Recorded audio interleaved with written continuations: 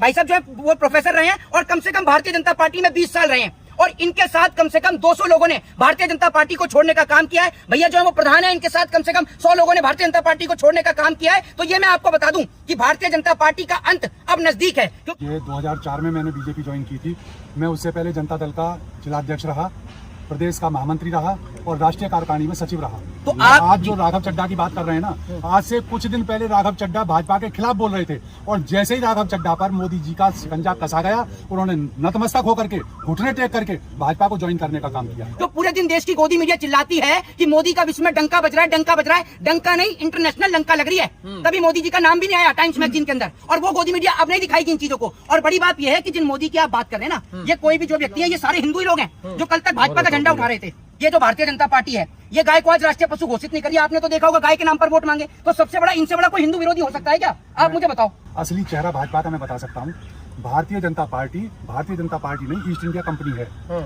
सारे राजनीतिक माफिया इस देश की संपत्ति और संसाधनों को लूटने की ललक में भारतीय जनता पार्टी ज्वाइन कर रहे हैं। जितने भी ईमानदार लोग हैं, कोई उसमें नहीं जाएगा। सारे भ्रष्टाचारी भारत के भाजपा का दामन थाम रहे हैं और भाजपा से केवल एक ही काम कर रहे हैं, केवल इस देश की संपत्ति और संसाधनों को लूटने का काम। इसीलिए कोई भारतीय जनता पार्टी के माध्यम से संसद में जाना चाहता है, कोई भारतीय जनता पार्टी के माध्यम से विधानसभा में जाना चाहता है। मोदी जी का देश दुनिया में डंका बज रहा है, क्या कहेंगे? देखिए, एक चीज मैं आपको बता दूं कि कहीं भी कोई देश दुनिया में प्रधानमंत्री का डंका नहीं बज रहा। हर जो है क्या कहते हैं, टाइम्स मैगजीन जो है वो एक रिपोर्ट निकालती है जिसमें 100 ताकतवर लोगों का नाम जो है वो सूची में ऐड करती है, जिनका आप कहते हो कि 56 इंची का सीना है। उस 56 इंची वाले सीने का नाम टाइम्स मैगजीन से गायब है और यही मोदी जी का असली डंका है। और मैं आपको बता दूं कि वहां से मोदी जी का नाम गायब है और मैं आपको लिख कर दे रहा हूं, अब भारतीय जनता पार्टी भी आपको देश से साफ होती हुई नजर आएगी।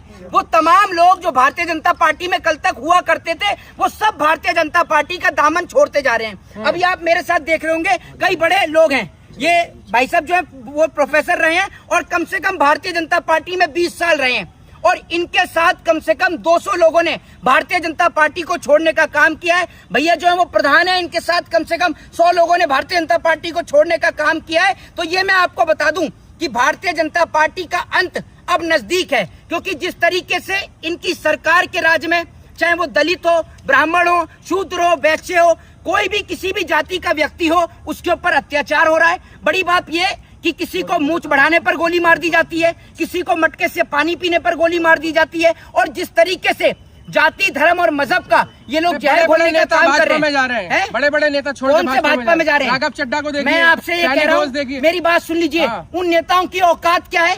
जनता के बिना उन नेताओं की औकात क्या है? आप मुझे ये बता दीजिए। ये जो गाँव से जुड़े लोग हैं, जिन्होंने 20 साल तक भाजपा का झंडा उठाया, जब उन्हीं लोगों ने भाजपा का साथ छोड़ दिया, तो चाहे राघव चड्ढा हो या किसी का भी गड्ढा हो, ये सबका कोई फायदा ही नहीं। मोदी सब पे भारी, किसी के जाने आने से कुछ नहीं होता। अरे मोदी सब पे भारी, हमने देख लिया मोदी कितने भारी हैं। अभी अमेरिका ने हमारे 3 नागरिकों को मारने का काम किया, क्या कर लिया मोदी ने? आप मुझे बताइए ना, क्या कर लिया मोदी ने? टाइम्स मैगजीन में मोदी का नाम नहीं है। जो पूरे दिन देश की गोदी मीडिया चिल्लाती है कि मोदी का विश्व में डंका बज रहा है, डंका बज रहा है। डंका नहीं, इंटरनेशनल लंका लग रही है। तभी मोदी जी का नाम भी नहीं आया टाइम्स मैगजीन के अंदर और वो गोदी मीडिया अब नहीं दिखाएगी इन चीजों को। और बड़ी बात यह है कि जिन मोदी की आप बात कर रहे हैं ना, ये कोई भी जो व्यक्ति है, ये सारे हिंदू ही लोग हैं जो कल तक भाजपा का झंडा उठा रहे थे और आज इन्हीं लोगों ने भारतीय जनता पार्टी को भगाने का काम किया है। वरना आप पूछ लीजिए, बाबूजी कितने टाइम से थे आप बीजेपी के अंदर? मुझे 2004 में मैंने बीजेपी ज्वाइन की थी। मैं उससे पहले जनता दल का जिलाध्यक्ष रहा, प्रदेश का महामंत्री रहा और राष्ट्रीय कार्यकारिणी में सचिव रहा।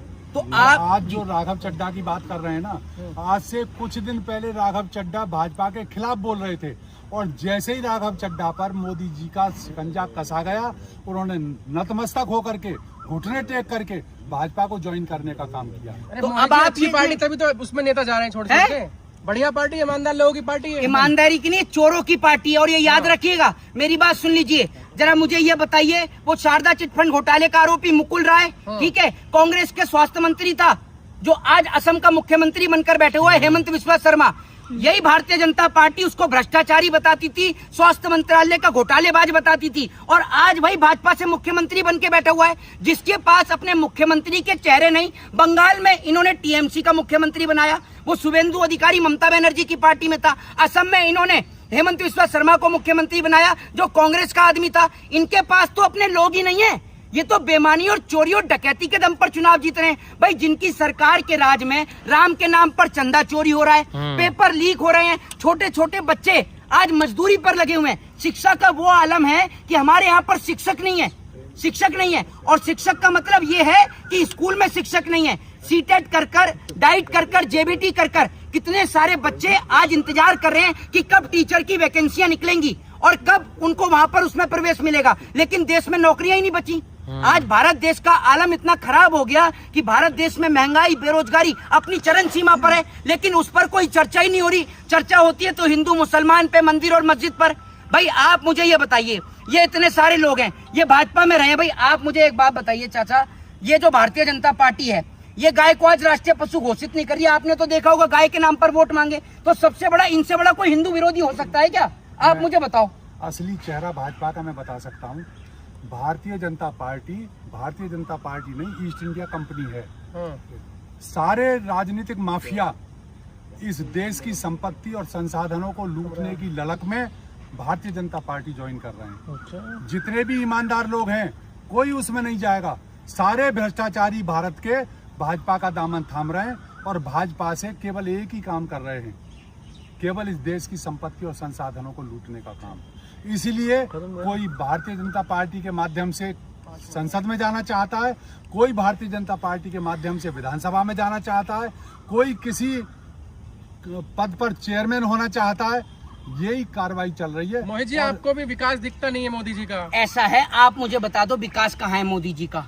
मोदी जी का कोई बालक वालक है उसका नाम विकास हो तो बात एक अलग है, वरना मोदी जी का विकास आज तक मैंने तो देखा नहीं है। कौन सा विकास है मोदी जी का, जरा आप ये बता दीजिए। है एयरपोर्ट की छतें गिर रही हैं, फ्लाईओवर गिर रहे हैं, ये मोदी जी का विकास है? सड़कों में गड्ढे हो रहे हैं। मोदी जी वहाँ विदेश में नाच देखने के लिए जा रहे हैं। अभी मोदी जी वहाँ फ्रांस के दौरे पर गए थे, वहाँ पर वो डांस देख रहे हैं। अरे तुम यहाँ पब्लिक को कम नचा रहे हो क्या? कभी बैंक की लाइन में, कभी नोट निकालने की लाइन में, कभी राशन की लाइन में, कभी गैस की लाइन में, और वहाँ तुम पैसे देकर नाच देख रहे हो। है, आप मुझे ये बताइए ना। और कौन सा विकास है मोदी जी का?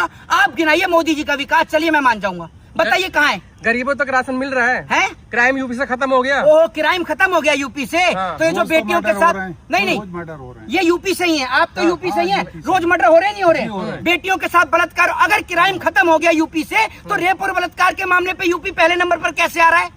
बताओ ना आप मुझे। चल रहा है ना जो गलत कर रहा है? बिल्डोजर चल रहा है ना जो गलत कर रहा है? अरे चला कुलदीप सिंह सेंगर के घर पर बुलडोजर, जिसने एक बेटी के साथ बलात्कार किया। बताइए आप मुझे।